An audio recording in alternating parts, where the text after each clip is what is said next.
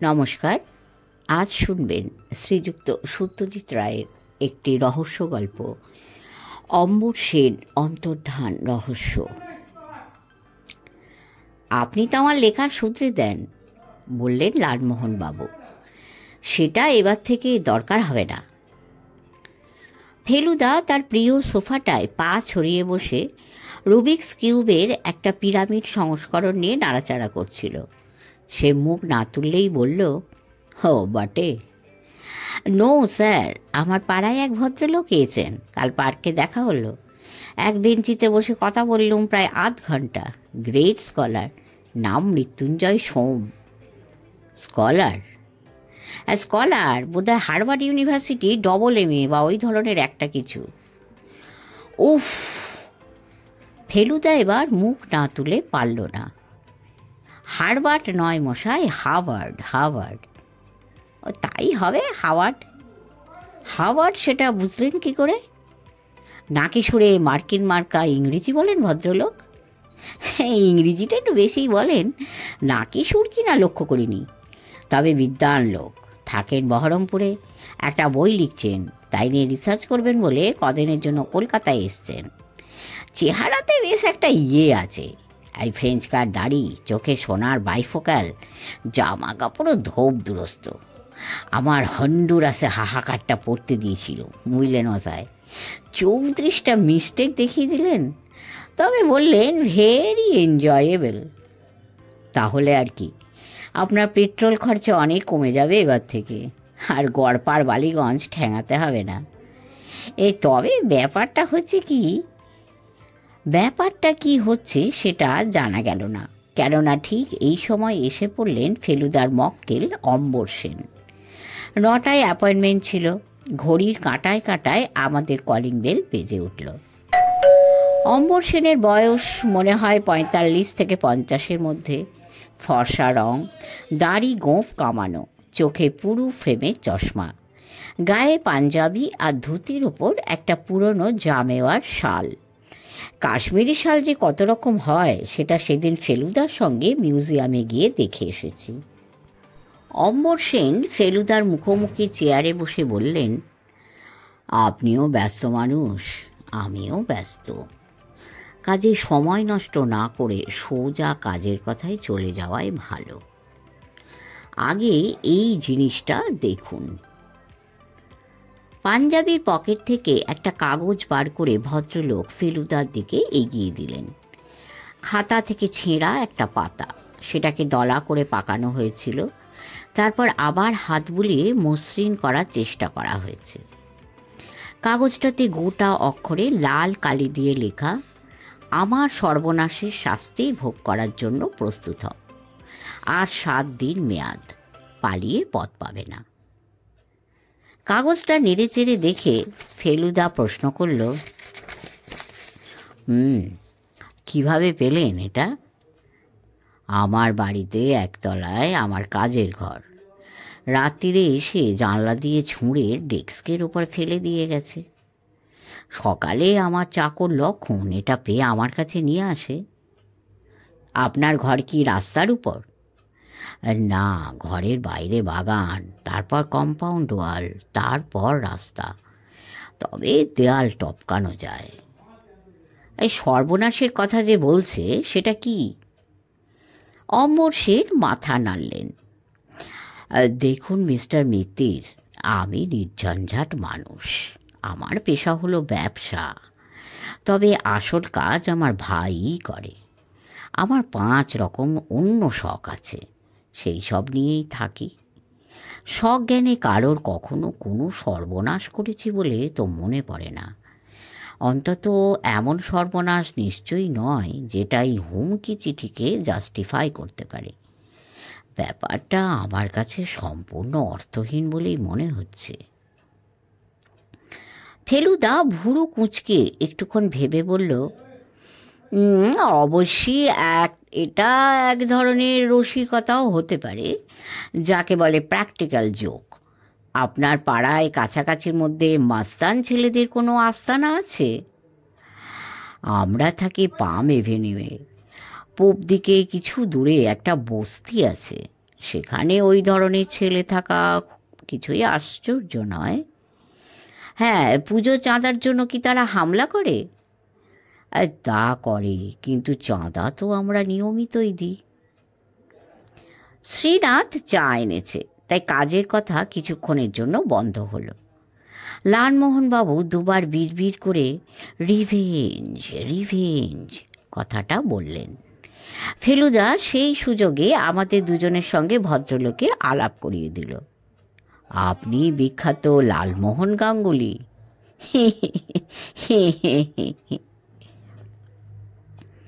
ভদ্রলোক বেশ তৃপ্তি সহকারে চায়ে চুমুক দিয়ে ফেলুদার দিকে ফিরে বললেন, আসলে আপনার বিষয় আমি আপনার কাহিনীগুলো থেকেই জেনেছি, তাই মনে হলো আপনার কাছে আসি।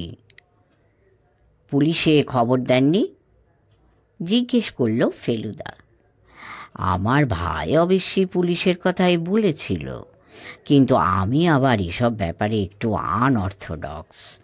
প্রচলিত নিয়মগুলো চট করে মানতে মন চায় না। আর সত্যি বলতে কি, এখনও বোধহয় অতটা বিচলিত হবার কারণ ঘটেনি। আপনার কাছে এলাম তার একটা কারণ, আপনাকে দেখারও একটা ইচ্ছে ছিল। আমাদের পরিবারের মোটামুটি সকলেই আপনাকে নামে চেনে।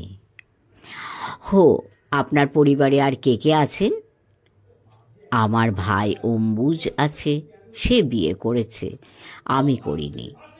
অম্বুজের স্ত্রী আছে, একটি মেয়ে আছে বছর 10-এর। ছেলে দুটি বড়, তারা বাইরে থাকে। তাছাড়া আমার বিধবা মা আছেন, আর আছে আমাদেরই এক দূর সম্পর্কের আত্মীয়, সে আমাদেরই বাড়িতে মানুষ। ফ্যামিলি মেম্বার বলতে এই, তার বাইরে 3 জন চাকর, একটি ঠিকে ঝি, রান্নার লোক, মালি, দারোয়ান আর ড্রাইভার। আমরা থাকি 5/1 পাম এভিনিউতে। বাবা ছিলেন নামকরা হার্ট স্পেশালিস্ট অনাথ সেন। ফেলুদা একটু কিন্তু কিন্তু ভাব করছে দেখে ভদ্রলোক বললেন, আপনাকে আমি শুধু ব্যাপারটা জানিয়ে গেলাম। হতে পারে এটা একটা প্র্যাকটিক্যাল জোক ছাড়া আর কিছুই না। তবে কি জানেন, এ ধরনের রসিকতার টার্গেট বিখ্যাত ব্যক্তিদের মাঝে মাঝে হতে হয় ঠিকই, কিন্তু আমি তো আর তেমন কেউ নই। তাই ফেলুদা বলল, বুঝতেই পারছেন, এই হুমকি যদি সম্পূর্ণ ভিত্তিহীন হয় তাহলে আমার পক্ষে কিছু করা সম্ভব নয়। যাই হোক, আপাতত এই চিঠিটা আমি রাখতে পারি নিশ্চয়ই? নিশ্চয়ই নিশ্চয়ই, ওটা তো আপনাকে দেবার জন্যই আনা। এমন একটা হুমকি চিঠি নিয়ে অমর সেনের ফেলুদার কাছে আসাটা একটু বাড়াবাড়ি বলেই মনে হচ্ছিল। পরদিন সকালে পাম এভিনিউ থেকে যে ফোনটা এলো তাতে সমস্ত ব্যাপারটা একটা অন্য চেহারা নিল। বসবার ঘর থেকে ফেলুদার ঘরে কলটা ট্রান্সফার করে দিয়ে কান লাগিয়ে যা শুনলাম তা হলো এই, কে মিস্টার মিত্তির? আগে হ্যাঁ, আমার নাম অম্বুজ সেন। কাল আমার দাদা বোধহয় আপনার ওখানে গেছিলেন একটা হুমকি চিঠির ব্যাপারে। হ্যাঁ হ্যাঁ, ওয়েল হি ইজ মিসিং। মানে? দাদাকে পাওয়া যাচ্ছে না? পাওয়া যাচ্ছে না? না, দাদা রোজ ভোরে গাড়িতে করে বেরোন, গঙ্গার ধারে গাড়ি দাঁড় করিয়ে তারপর মাইল 2 হাঁটেন। আজও গেছিলেন, কিন্তু আজ আর ফেরেননি। সে কি? ড্রাইভার গাড়ি নিয়ে ফিরে এসেছে 1 ঘন্টা ওয়েট করার পর। ও তন্ন তন্ন করে খুঁজেও দাদার দেখা পায়নি। পুলিশে জানাননি? সেখানে একটা গোলমাল আছে মিস্টার মিত্তির। আমার মার বয়স 80, শরীরও ভালো নেই। ওকে দাদার ব্যাপারটা নিয়ে এখনো কিছুই জানায়নি। পুলিশ এলেই কিন্তু ব্যাপারটা আর চাপা থাকবে না, তখন ওকে সামলানো মুশকিল হবে। কাজেই আমাদের ইচ্ছে কেসটা আপনি হ্যান্ডেল করুন। আপনার উপর আমাদের পুরো ভরসা আছে। অবশ্য আপনার উপযুক্ত পারিশ্রমিক আমরা দেব। আমি তাহলে একবার আপনাদের ওখানে আসছি, অসুবিধা হবে না তো? মোটেই না, আপনি এখনই চলে আসুন। আমাদের বাড়ির নম্বরটা জানেন তো?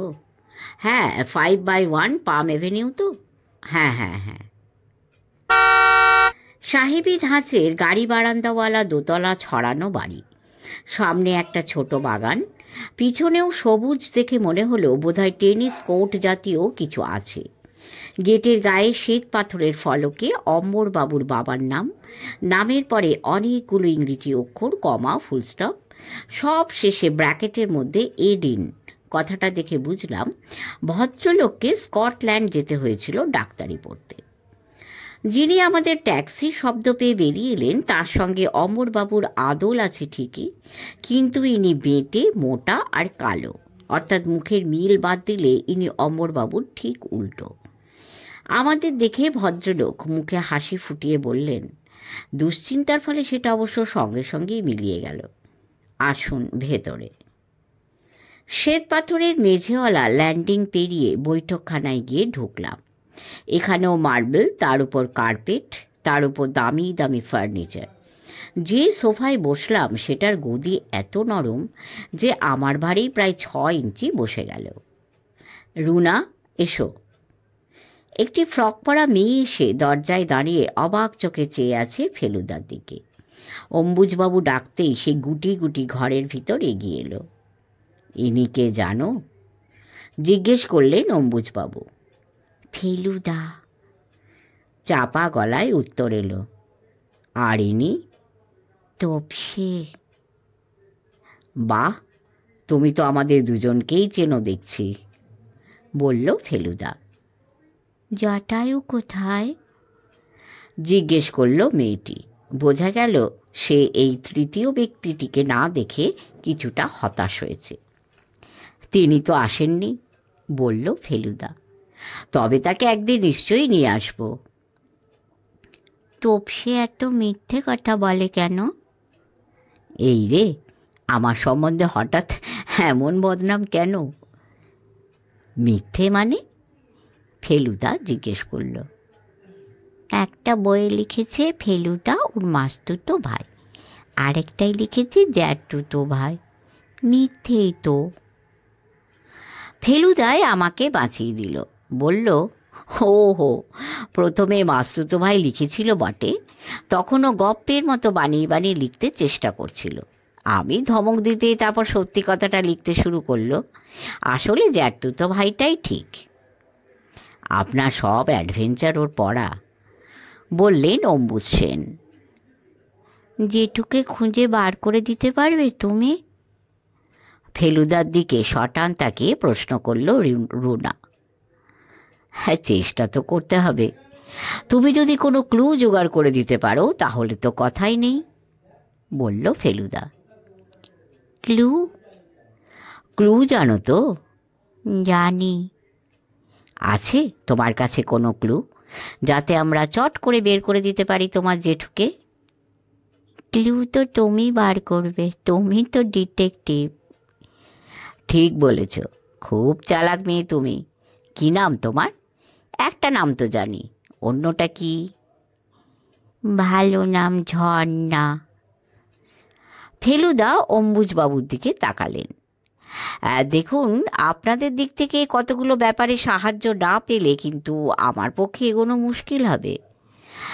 কি সাহায্য বলুন? প্রথমত, আপনাদের সকলের সঙ্গে কথাবার্তা বলতে হবে। আপনার দাদার সঙ্গে আমার মাত্র কয়েক মিনিটের আলাপ, তাকে আমার আরেকটু ভালো করে চিনতে হবে। তার কাজের ঘরটাও একবার দেখা দরকার, এমনকি দরকার হলে তার জিনিসপত্র একটু ঘেঁটেও দেখতে হতে পারে। আশা করি আপত্তি হবে না? হ্যাঁ, মোটেই না। আর আপনার দাদা যেখানে মর্নিং ওয়াকে যেতেন সেই জায়গাটাও একবার দেখে আসা দরকার। কোনোই অসুবিধে নেই, আমাদের ড্রাইভার বিলাসী আপনাদের গাড়ি করে নিয়ে গিয়ে সব দেখিয়ে আনবে। ফেলুদা সোফা ছেড়ে উঠে পায়চারি আরম্ভ করেছে। 3টে বড় বড় বুককেসে বোঝাই বই, সেদিকেই তার দৃষ্টি।